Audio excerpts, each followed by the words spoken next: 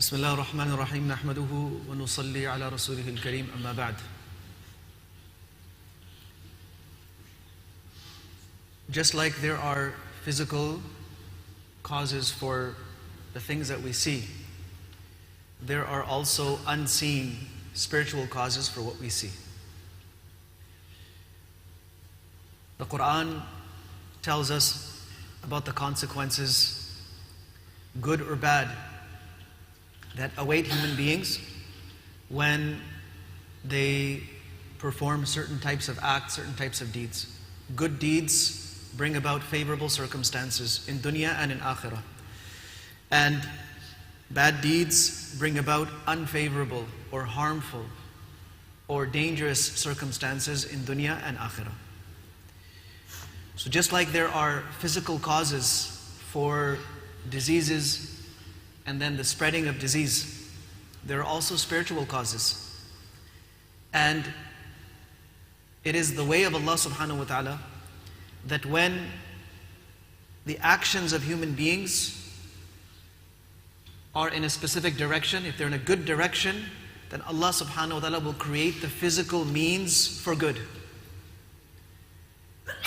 So when people are pious and they're doing the right thing, Allah subhanahu wa ta'ala will increase the possibilities of rizq, for example, sustenance. Now to that person, it's not like money will start showering from the sky, but rather the opportunities to earn money or to earn more money will increase.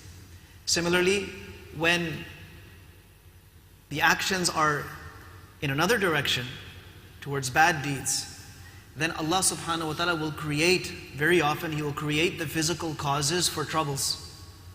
Now, it's not like people will suddenly just be wiped off the face of the earth or all of a sudden just start falling down dead. No, Allah subhanahu wa ta'ala will create the physical causes for that to happen. Now when we talk about sickness and disease, we know what the physical causes are. We know what causes disease, we know how it spreads and so on and so forth. But there are some things that if human beings start doing them more often, then it leads to the physical causes of disease becoming more common. In one hadith of the Prophet ﷺ, it's mentioned as an example, مَا ظَهْرَتِ الْفَاحِشَةُ فِي قَوْمٍ فَيُعْمَلُ فِيهِمْ عَلَانِيَةً إِلَّا ظَهَرَ فِيهِمُ الطَّاعُونَ وَالْأَوْجَاعُ الَّتِي لَمْ تَكُنْ فِي أَسْلَافِهِمْ. When indecency prevails, and people lose decency, and it is replaced with indecent acts, indecent behavior, indecent dress, indecent gazes, and indecent ideas and thoughts.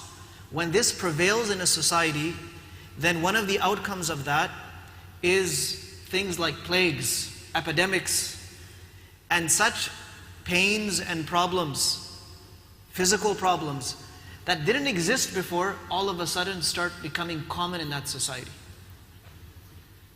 And in the other riwayah, it's mentioned that مَا ظَهَرَتِ الْفَاحِشَةُ فِي قَوْمٍ إِلَّا فَشَى فِيهِمُ الْمَوْتِ. When indecency prevails in a society, then the causes that bring death, they increase. Those things that bring about the death of the masses, they increase. So just like we are paying attention to the physical causes of this current epidemic, and everyone is trying to take as many precautions as possible and as necessary to protect ourselves and to protect other people and to work together to stop the spread of this, we should also keep in mind that sometimes these things, generally speaking, are the outcome of our collective actions.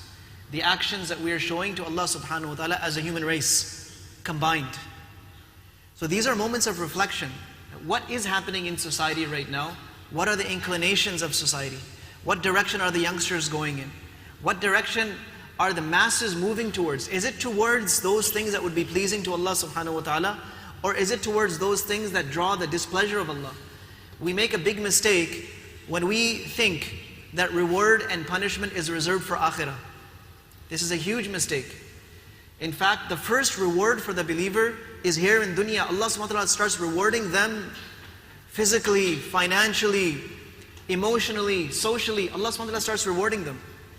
And when we do acts of disobedience, may Allah forbid, then Allah subhanahu wa ta'ala brings upon difficulties and troubles to us here in dunya before akhirah. Physical ones, emotional ones, social ones, financial ones, all kinds of troubles come towards human beings. Sahaba radiallahu anhum were very reflective about these things. They did not just look at the apparent means and apparent causes. They were able to see beyond that. And we should also aim to see beyond what is happening to us physically. We should be able to identify causes, the actual causes of the conditions of mankind.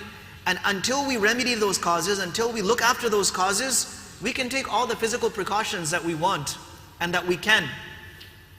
It doesn't mean that this will prevent the displeasure of Allah or the wrath of Allah subhanahu wa ta'ala from stopping us, from afflicting us. So our first responsibility is to make sure we are not doing any of those things that bring that type of displeasure of Allah. This is our first duty. Am I doing anything, thinking anything, looking at anything that is indecent, that is displeasing to Allah subhanahu wa ta'ala? And the warning is for those, in the case of looking for example, the warning is for those who look and those who expose themselves so that they can be looked at. The warning applies to both. It's not that the people that are looking are sinful, but the people that are exposing themselves get away scot-free. And it's not the other way around either. Similarly, our speech, and of course our actions. So our first responsibility is to control ourselves and to bring ourselves into the commands of Allah and make tawbah from any sins. When people make tawbah, it brings down the rahmah of Allah subhanahu wa ta'ala. The second thing is to play our part in trying to remove those elements from society.